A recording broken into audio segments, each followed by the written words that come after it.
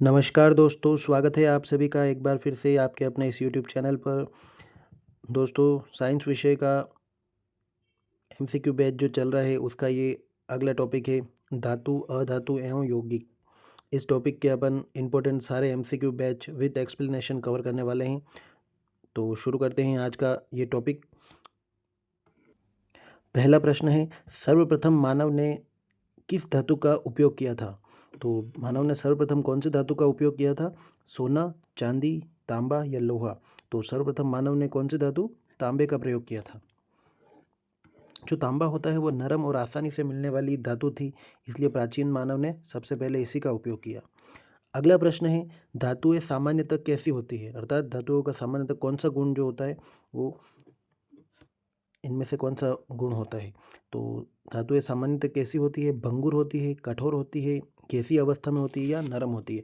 तो धातुएं कैसी होती है? सामान्यतः कठोर होती है। आपने अपने घरों में आसपास कहीं पे भी देखा होगा, बर्तन वगैरह जो भी धातु की बनी सामग्री होती है वो कैसी होती है? कठोर होती है, इतनी आसानी से टूटी नहीं जा सकती।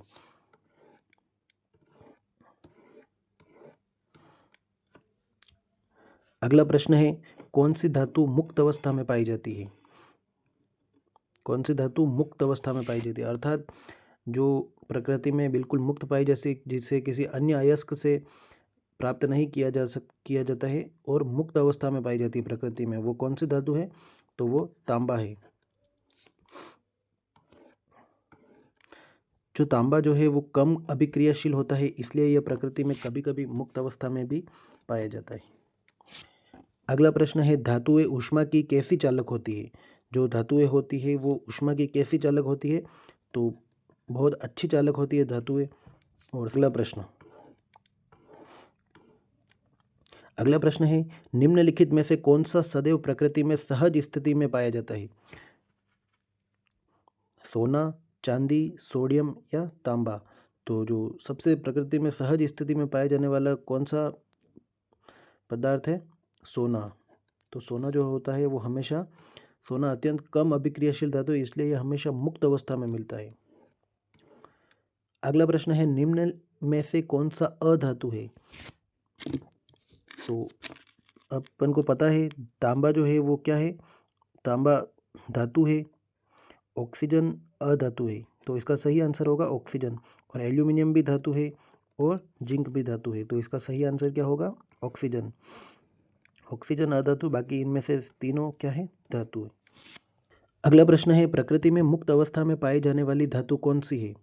तो जो प्रकृति में मुक्त रूप से पाई जाने वाली धातु है वो कौन सी है? सोना। सोना हमेशा मुक्त रूप से पाया जाता है। सोना रासायनिक रूप से बहुत स्थिर होता है और आसानी से यौगिक नहीं बनाता। अगला प्रश्न है, मोती मुख्य रूप से बना होता है? तो जो मोती जो बनता है वो किससे बनता है? कैल्शियम कार्बोनेट से। मोती का मुख्य घटक कैल्शियम कार्बोनेट होता है जो सीप द्वारा बनाया जाता है। अगला प्रश्न है, बहुत ही अच्छा प्रश्न है, बहुत बार एग्जाम में आया हुआ प्रश्न है, पॉप साउंड किस गैस से आती है? तो जो पॉप की साउंड आती है वो कौन सी गैस से आती है? वो हाइड्रोजन गैस से आती है। जब हाइड्रोजन गैस जलती है तो कौन सी साउंड आती है? पॉप की साउंड आती है। अगला प्रश्न है, लोहा किससे प्राप्त किया जाता है? लोहा किससे प्राप्त होता है? आर्जिनाइट से होता है, हेमेटाइट से होता है या सिंगार्फ या मेलाकाइट? तो जो लोहा होता है वो किससे प्राप्त होता है? हेमेटाइट से प्राप्त होता है। अगला प्रश्न है, धातुएं और ऑक्सीजन मिलकर क्या बनाते हैं? धातुएं और ऑक्सीजन मिलकर क्या बनाते हैं दोस्तों? अम्लीय ऑक्साइड बनाते हैं। अधातुएं ऑक्सीजन के साथ मिलकर अम्लीय ऑक्साइड बनाती है।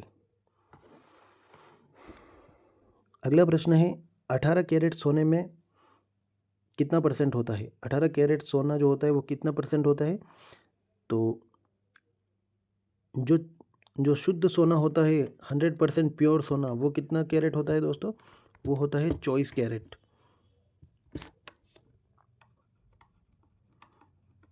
तो 18 कैरेट सोना कितना परसेंट हो जाएगा?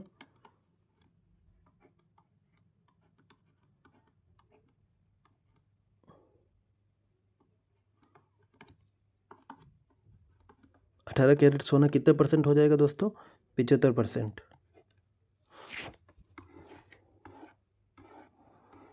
अगला प्रश्न है, निम्नलिखित में से कौन सा प्रदूषण तत्व इलेक्ट्रोप्लेटिंग उद्योग से निकलता है? तो निम्नलिखित में से कौन सा जो तत्व होता है जो इलेक्ट्रोप्लेटिंग उद्योग से निकलता है? क्या जस्ता है, क्या तांबा, सीसा या क्रोमियम है? तो इसका सही आंसर है जिंक या जस्ता। जो जस्ता है वो इलेक्ट्रोप्लेटिंग में प्रयोग होता है, इससे संबंधित अपशिष्ट प्रदूषण उत्पन्न करता है। अगला प्रश्न है, बॉक्साइट अयस्क है, अर्थात बॉक्साइट किसका अयस्क है? लोहा, जिंक, टिन या एल्यूमिनियम? तो इसका सही आंसर है एल्यूमिनियम। जो बॉक्साइट है वो एल्यूमिनियम का अयस्क है, अर्थात एल्यूमिनियम बॉक्साइट से प्राप्त होता है।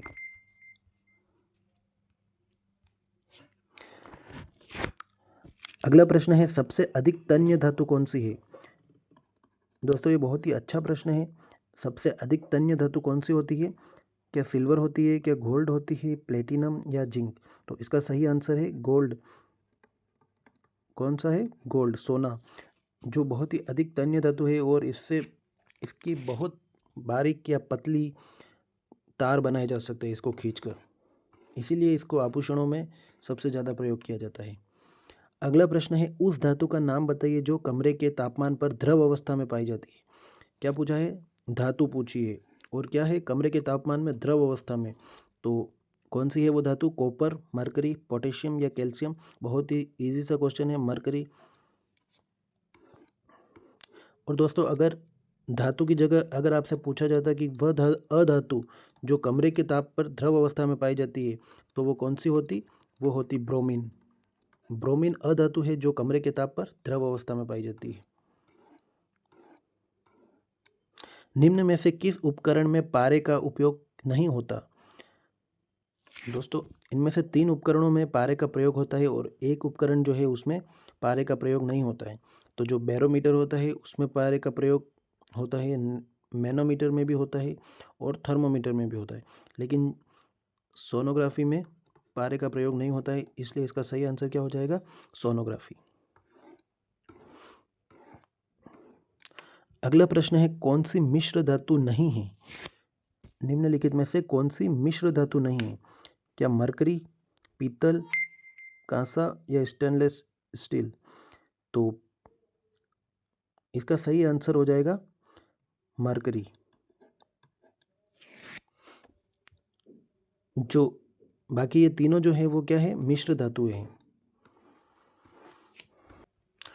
अगला प्रश्न है दोस्तों, अगला प्रश्न है, पारा धातु का मुख्य अयस्क क्या है? जिंक सल्फेट, सिनाबार, कैलामाइन या हेमेटाइट? तो पारे का मुख्य अयस्क क्या है? सिनाबार। निम्नलिखित अगला प्रश्न है दोस्तों, निम्नलिखित में से कौन से तत्व कमरे के तापमान पर द्रव होते हैं? तो मैं आपको पहले ही बता चुका हूँ पिछले प्रश्न में कि क्या हीलियम होता है? नहीं, हीलियम नहीं होता है। एक तो ब्रोमीन होता है और मरकरी या पारा होता है। क्लोरीन भी नहीं होता है। एक तो ब्रोमीन होता है जो कि क्या है? अधातु, और मरकरी जो है वो क्या है? धातु। और ये दोनों जो होते हैं कमरे के तापमान पर द्रव अवस्था में होते हैं। तो ऑप्शन नंबर 2 और ऑप्शन नंबर 3 जो क्या है? कमरे के तापमान पर द्रव अवस्था में पाए जाते हैं। अगला प्रश्न है, निम्नलिखित में से कौन सी क्षारीय धातु नहीं है? अगला प्रश्न है, निम्नलिखित में से कौन सी क्षारीय धातु नहीं है? तो जो लिथियम है वो क्षारीय है। जी हाँ। सोडियम, जी हाँ, सोडियम भी क्षारीय धातु नहीं है। पोटेशियम भी नहीं है। सिर्फ कौन सी है? पारा जो होता है वो क्षारीय धातु नहीं है।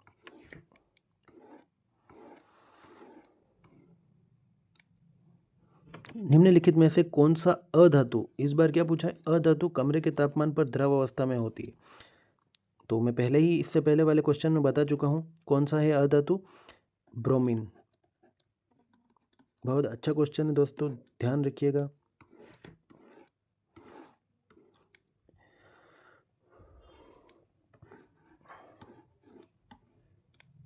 अगला प्रश्न है, अमलगम मिश्र धातु है।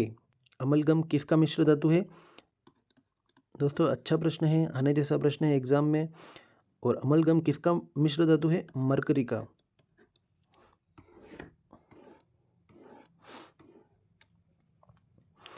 अगला प्रश्न है, खाद्य सामग्री को संरक्षित रखने के लिए एक प्रयुक्त एक अधातु कौन सी है?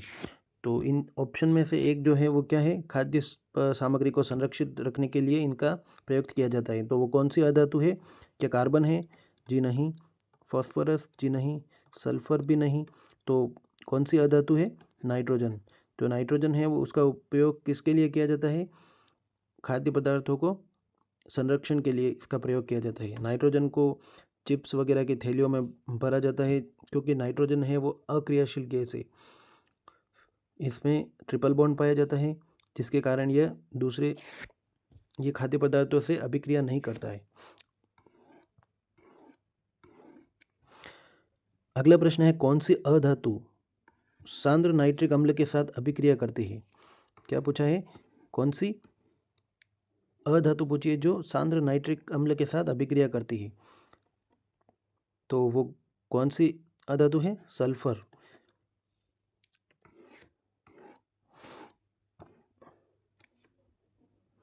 अगला प्रश्न है, कैलामाइन किस धातु का अयस्क है? दोस्तों जो कैलामाइन है वो किस धातु का अयस्क है? वो जस्ते का अयस्क है। दोस्तों ये जितने भी क्वेश्चन मैं करा रहा हूँ ये सारे पहले एग्जामों में आए हुए क्वेश्चन है और सारे ही बहुत इंपॉर्टेंट बार बार रिपीट होने वाले क्वेश्चन है। तो इन सब क्वेश्चन को एक बार अच्छे से पढ़ लेना, एग्जाम में आने लायक क्वेश्चन है। अगला प्रश्न है, हीमोग्लोबिन में कौन सी धातु होती है? जो हीमोग्लोबिन होता है उसमें कौन सी धातु होती है? मैग्नीशियम होती है? जी नहीं। कैल्शियम भी नहीं, कोबाल्ट भी नहीं। कौन सी होती है? आयरन। अगला प्रश्न है, निम्न में से सर्वाधिक क्रियाशील धातु कौन सी है? तो 4 ऑप्शन दे रखे हैं आपको, जस्ता, तांबा, लिथियम या चांदी। इन सब में सबसे अधिक क्रियाशील धातु कौन सी है? तो वो है लिथियम। अगला प्रश्न है, दी गई धातुओं में से किस धातु को गलाने से नहीं निकाला जा सकता?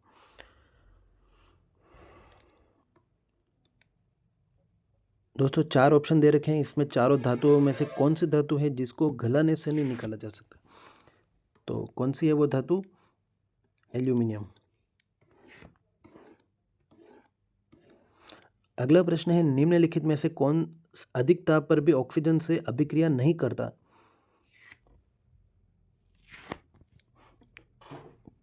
सोडियम, एल्यूमिनियम, कॉपर या सिल्वर। इन चारों में से कौन सी धातु है जो ऑक्सीजन से अभिक्रिया नहीं करती, अधिक ताप पर भी ऑक्सीजन से अभिक्रिया नहीं करती? वो कौन सी है? सिल्वर।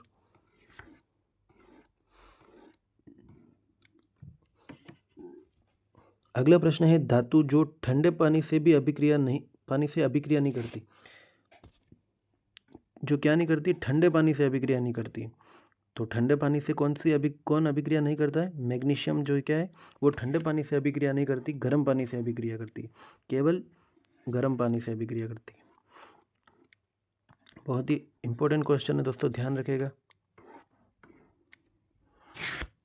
निम्नलिखित में से कौन सी धातु गर्म जल के साथ अभिक्रिया करके तैरना प्रारंभ कर देती है? तो इससे पहले वाले क्वेश्चन में अपन पढ़ चुके हैं, कौन सी है वो धातु?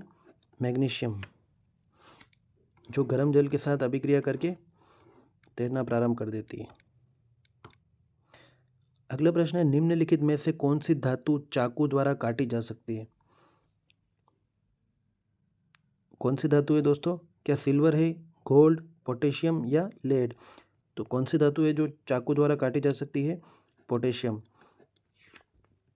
दोस्तों 2 धातु है जिनको चाकू द्वारा काटा जा सकता है, एक तो है सोडियम और एक है पोटेशियम। इन दोनों को चाकू द्वारा काटा जा सकता है। अगला प्रश्न है, निम्नलिखित में से कौन सा तत्व धातु एवं अधातु दोनों के समान कार्य करता है? कौन सा है वो तत्व जो धातु के भी समान कार्य करता है, अधातु के भी समान कार्य करता है? तो वो तत्व कौन सा है? बोरॉन। तो आज के वीडियो में इतना ही दोस्तों, और इस टॉपिक से जुड़ा एक और वीडियो अभी इसके बाद आने वाला है, क्योंकि इस वीडियो में अपन पूरे क्वेश्चन कवर नहीं कर पाए, तो अगले वीडियो में अपन बाकी बचे हुए क्वेश्चन को भी कवर कर लेंगे। तो वीडियो अच्छा लगा हो तो प्लीज़ लाइक करें और चैनल को सब्सक्राइब ज़रूर करें। Thank you.